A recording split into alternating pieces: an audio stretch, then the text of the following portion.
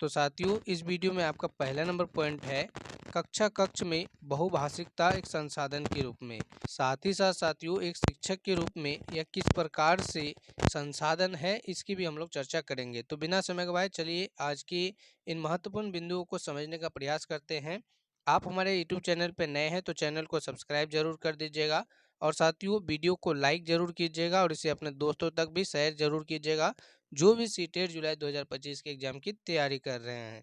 तो चलिए देख लेते हैं कि एक संसाधन के रूप में किस प्रकार से हम बहुभाषिकता को उपयोग में ला सकते हैं और किस प्रकार से यह छात्रों के लिए भी लाभकारी होगा, हितकारी होगा। तो साथियों कहा गया है बहुभाषिक कक्षा विद्यार्थियों के शब्द भंडार में वृद्धि करती है। बहुभाषिक कक्षा जो होता है साथियों विद्यार्थियों के शब्द भंडार में वृद्धि करती है। बच्चे अपने विचारों को अपनी मातृभाषा में सहज रूप से व्यक्त करते हैं जिससे उनके मौखिक कौशल का विकास होता है। साथियों देखिए यहाँ पे बहुभाषिकता का अर्थ होता है कि अलग अलग क्षेत्रों से आने वाले बच्चों की भाषा।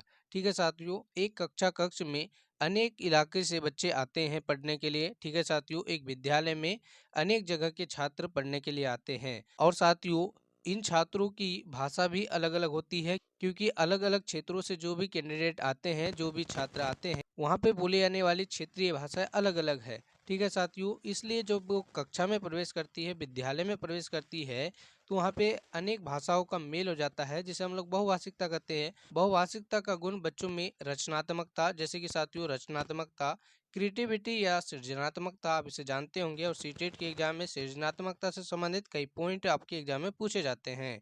तो साथियों इससे बच्चों में सृजनात्मकता का भी विकास होता है, रचनात्मकता का विकास होता है।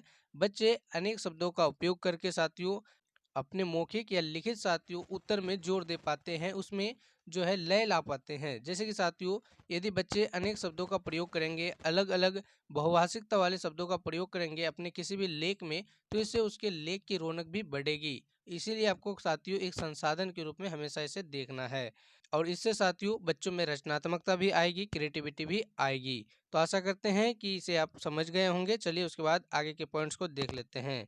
तो साथियों आगे दिया गया है कक्षा में विभिन्न भाषाओं का प्रयोग करना सांस्कृतिक आदान प्रदान का भी माध्यम है। विभिन्न भाषाओं के प्रयोग करने से सभी छात्रों को एक दूसरे की भाषा समझने का अवसर मिलता है। तो बिल्कुल सही बात है साथियों, अलग अलग क्षेत्रों से आए बच्चों की भाषा सीखने से इससे बच्चों को साथियों उनकी संस्कृति का भी ज्ञान हो जाता है। अपने बातों को ये आदान प्रदान करते हैं जिसके माध्यम से साथियों विभिन्न विभिन्न प्रयोग करने वाली सभी छात्रों को एक दूसरे की भाषा भी समझ में आ जाती है। इससे उसको भाषा सीखने का भी अवसर मिलता है और साथ ही साथ साथियों उसकी रचनात्मकता में भी वृद्धि होती है तथा वो अपनी मातृभाषा का सम्मान करने के साथ साथ दूसरी भाषाओं का, दूसरी संस्कृतियों का भी सम्मान करने लगते हैं, सीख जाते हैं। ठीक है साथियों, अपनी भाषा के साथ साथ अपने रीति रिवाजों को मानने के साथ साथ वे साथियों दूसरों के रीति रिवाजों और साथियों भाषाओं का सम्मान करने लगते हैं। ठीक है, जिससे बच्चों में नैतिकता भी आती है साथियों, जिससे बच्चों में क्या आती है, नैतिकता भी आती है। चलिए उसके बाद आगे के पॉइंट्स को देख लेते हैं। आगे दिया गया है बहुभाषिक क्षमता सृजनात्मकता में वृद्धि करता है, सामाजिक सहिष्णुता, विस्तृत चिंतन और साथियों बौद्धिक उपलब्धि के स्तर को बढ़ाती है। इसलिए भाषाओं को साथियों विद्यालय में एक संसाधन के रूप में प्रयोग किया जाता है। ठीक है साथियों, बहुभाषिकता से क्या होता है, इससे बच्चों में सृजनात्मकता की क्षमता में विकास होता है, उसमें साथियों सहिष्णुता आती है, साथियों साथ ही साथ वे विस्तृत चिंतन करने और बौद्धिक उपलब्धि हासिल करने के स्तर में उनके वृद्धि होती है। तो इसलिए बहुभाषिकता को एक संसाधन के रूप में माना जाता है। आगे कहा गया है अलग अलग भाषिक पृष्ठभूमि से होने के कारण बच्चों के शब्द और उनके उच्चारण में विभिन्नता पाई जाती है। इसलिए साथियों भाषिक पृष्ठभूमि के आधार पर किसी को भी पीछे नहीं छोड़ा जा सकता। ठीक है साथियों, किसी को भी पीछे नहीं छोड़ा जा सकता। बच्चों की भाषा विविधता को एक संसाधन के रूप में प्रयोग किया जा सकता है। चलिए उसके बाद आगे के पॉइंट्स को देख लेते हैं। इस बात के प्रमाण भी मिले हैं कि द्विभाषिक बच्चों की वैचारिक क्षमता अन्य बच्चों की तुलना में अच्छी होती है। साथियों द्विभाषिक अर्थात दो से ज्यादा भाषा बोलने वाले बच्चों की वैचारिक जो क्षमता होती है वे एक भाषा बोलने वाले या साथियों दूसरे भाषाओं को ना जानने वाले बच्चों की अपेक्षा ज्यादा होती है। ठीक है साथियों, उनकी तुलना की जाए तो वे बच्चे जो बहुभाषिकता के हैं, जिन्हें साथियों एक से ज्यादा भाषाओं का ज्ञान है, उनका साथियों बौद्धिक क्षमता अन्य बच्चों की तुलना में ज्यादा विकसित होता है। तो आशा करेंगे कि आपको समझ में आ रहा होगा। अब आगे हम लोग देख लेते हैं कि कक्षा कक्ष में साथियों बहुभाषिकता एक चुनौती के रूप में कैसे आती है और किस प्रकार से साथियों यह एक शिक्षक के लिए चुनौती साबित होता है। तो चलिए इसके पॉइंट्स को भी हम लोग अच्छे से समझने का प्रयास करते हैं।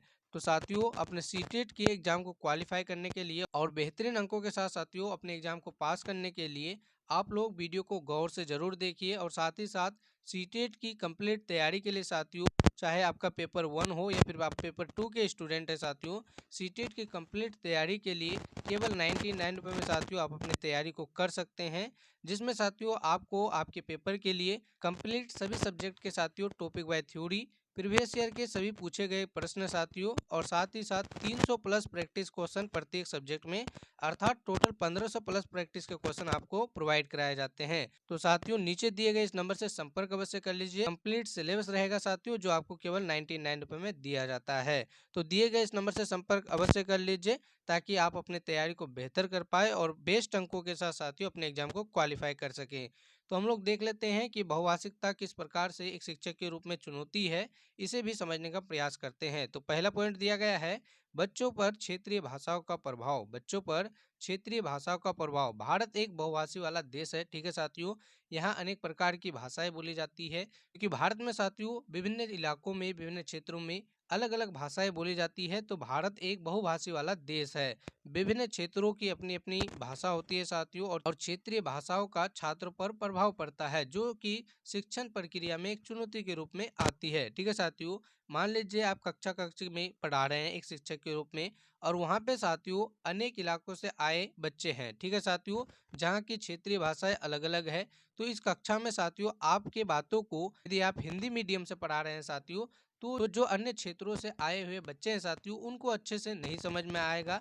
और यदि साथियों बच्चों के अकॉर्डिंग आप पढ़ा रहे हैं तो अलग क्षेत्र से जो बच्चे आए हुए हैं कक्षा कक्ष में उनको समझ में नहीं आएगा। इसलिए कहा गया है कि बहुभाषिकता एक चुनौती के रूप में भी कार्य करती है जो बच्चों के विकास पर प्रभाव डालता है, छात्रों पर प्रभाव डालता है और शिक्षण प्रक्रिया में एक चुनौती के रूप में कार्य करता है, ठीक है साथियों। उसके बाद आगे के पॉइंट में दिया गया है छात्रों में भाषाई कौशल विकसित करने की चुनौती। तो इसे भी आप लोग अच्छे से जरूर समझिए कि भाषाई विविधता के कारण छात्रों को भाषा कौशल के विकास में चुनौतियों का सामना करना पड़ सकता है, ठीक है साथियों, क्योंकि क्षेत्रीय भाषा के प्रभाव का भाषाई कौशल पर प्रभाव पड़ता है। कहा गया है साथियों कि यदि अलग अलग भाषा के छात्र रहेंगे तो इससे न केवल शिक्षक को एक चुनौती आएगी बल्कि छात्रों के लिए भी साथियों एक चुनौती होगा, लेकिन साथियों उसके भाषा कौशल का उचित विकास नहीं हो पाएगा। उसके बाद आगे कहा गया है शिक्षक के लिए बहुभाषा एक चुनौती।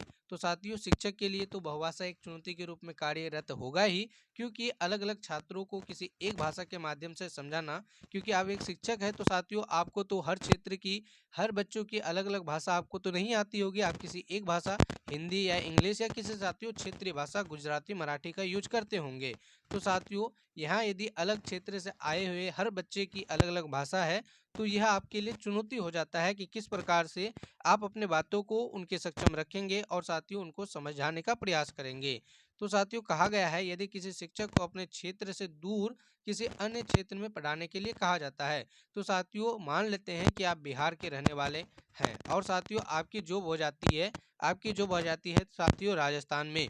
तो वहाँ पे साथियों आपको अनेक प्रकार के साथियों भाषाई चुनौतियों का सामना करना पड़ेगा, क्योंकि गुजरात में रहने वाले बच्चों की साथियों मातृभाषा जो होगी अधिकांशतः गुजराती होगी और साथियों आप शिक्षक हैं हिंदी के, या फिर यूँ कहे साथियों कि आपकी मातृभाषा मैथिली है, या तो आप हिंदी सीखे हैं या फिर साथियों मैथिली। लेकिन जब आपको गुजराती बच्चों को पढ़ाना होगा, गुजरात के बच्चों को पढ़ाना होगा साथियों, तो यह आपके लिए एक चुनौती साबित होगा। इसलिए कहा जाता है कि यह एक चुनौती है शिक्षकों के लिए भी, क्योंकि साथियों बच्चों को जिस भाषा में समझाना होगा शिक्षक उसे बोल पाने में या उसे समझा पाने में सक्षम नहीं होते हैं।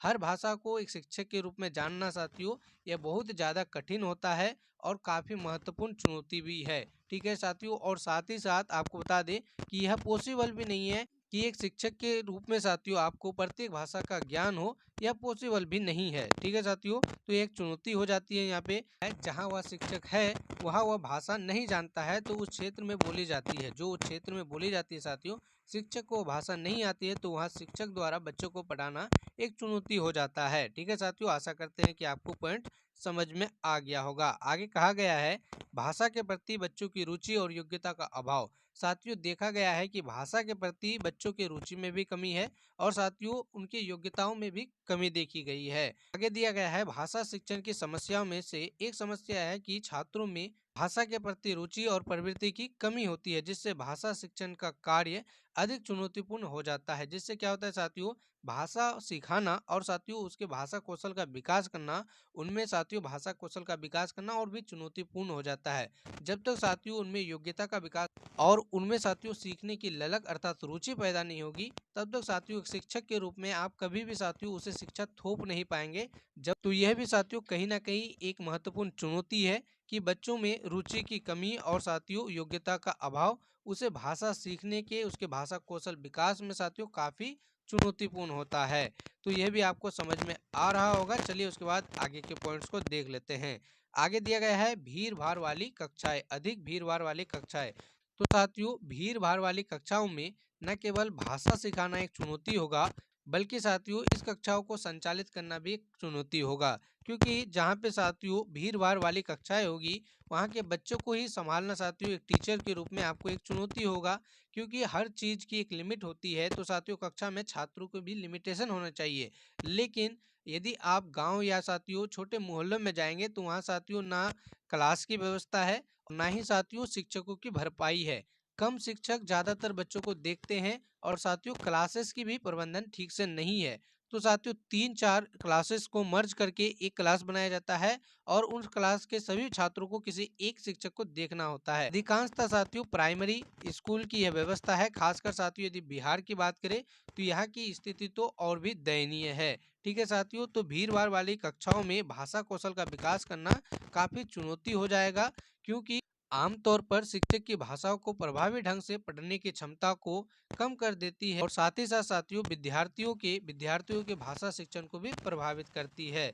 साथियों यह आपको अच्छे से समझ में आ रहा होगा कि भीड़ भाड़ वाली कक्षा में एक चुनौती तो साबित होगी ही, क्योंकि साथियों भीड़ भाड़ वाली कक्षाओं को संभालना ही एक काफी बड़ा चुनौती होता है। तो उसमें भाषा कौशल का विकास करना भी इम्पॉसिबल हो जाता है। तो आशा करेंगे कि आप समझ गए होंगे। आज के आपके अंतिम नंबर पॉइंट में कहा गया है अध्ययन सामग्री की कमी। साथियों भाषा कौशल के लिए हम लोगों को कुछ अध्ययन सामग्री की भी आवश्यकता होती है। जैसे कि यदि आपको भाषा कौशल का उचित विकास करना है साथियों, बच्चों में साथियों उसका विकास करना है, तो सुनने वाले कुछ यंत्रों की भी आवश्यकता पड़ेगी और कुछ दृश्य सामग्री की भी आवश्यकता पड़ेगी। क्योंकि साथियों यदि बच्चे देख के और सुन के सीखेंगे तो उससे भाषा कौशल का विकास होगा, उसके लेखन कौशल का भी विकास होगा। ठीक है साथियों, जब बच्चे सुनेंगे किसी चीज को तो उससे क्या तो उसके वाचन कौशल का विकास होगा, जिससे साथियों उसके लेखन कौशल का भी विकास होगा। कहीं ना कहीं साथियों हर कौशल एक दूसरे से जुड़ी हुई है।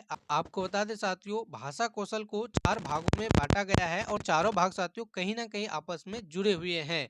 ठीक है साथियों, ये चारों भाग कौन कौन से हैं यदि आपको पता है तो कमेंट करके जरूर बताने का कोशिश कीजिएगा। अगले वीडियो में साथियों अगले क्लास में भाषा कौशल के कंप्लीट वीडियो को देखेंगे। आपको साथियों उसी में सारा कुछ जानकारी दे दिया जाएगा। आपने यदि अभी तक हमारे चैनल को सब्सक्राइब नहीं किया है तो चैनल को सब्सक्राइब जरूर कर दीजिए, वीडियो को लाइक जरूर कर दीजिए साथियों। और सीटी जुलाई 2025 की तैयारी करने वाले सभी छात्रों तक इस वीडियो को शेयर भी जरूर कर दीजिए। तो आज के अंतिम नंबर पॉइंट में कहा गया साथियों अध्ययन सामग्री की कमी। तो बता दें आपको भाषा विविधता वाली कक्षाओं में भाषा शिक्षण के लिए अध्ययन सामग्री की कमी भी एक चुनौती के रूप में कार्य कर रही है। ठीक है साथियों, यह भी एक चुनौती है क्योंकि साथियों भाषा कौशल के विकास के लिए अध्ययन सामग्री का होना भी काफी ज्यादा जरूरी है और इसकी कमी से साथियों भाषा एक चुनौती के रूप में हो जाती है, तो इसकी भी भरपाई जरूरी है। तो आशा करेंगे साथियों आज की इस वीडियो में आपको काफी कुछ सीखने को मिलेगा। यदि कोई डाउट रहता है तो साथियों कमेंट करके जरूर बताइएगा।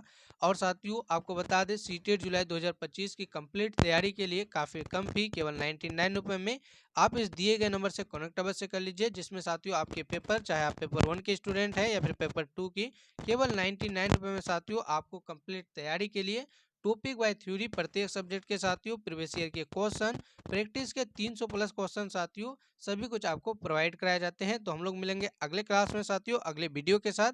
तब तक के लिए आपका बहुत बहुत धन्यवाद।